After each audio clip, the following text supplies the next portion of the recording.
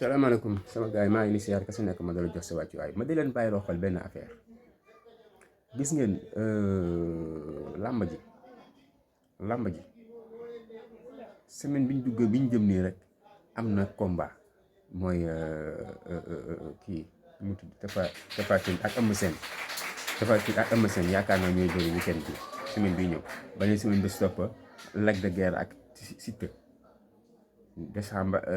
bu ñu paree liy des ci novembre ba mu jeex du bëri léegi nag décembre bi nag ñu dugg décembre nag ñu indi ñaari face to face yoo xamante ne mooy Ama Baldé Gris Bordeaux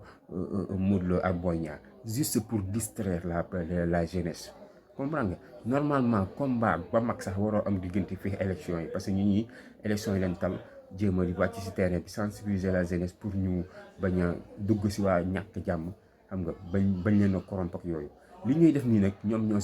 ñoo siy gagné parce que bu boobaa ki nga xamante ne mooy Amadou Ba day dem si mbër yi bëree yax yi dem si ku si nekk mu bëgg la jàppale ak yooyu dañuy campagne lii gëm na mën a ñoom ñoo nekk si ginnaaw man gëm naa ne ñoo nekk si ginnaaw waaye nag dara de gis ngeen sampap yàlla mii di Ousmane Sonko dara du ko daaneel dara du ko suul donte ne nag mu ngi nekk si jafe-jafe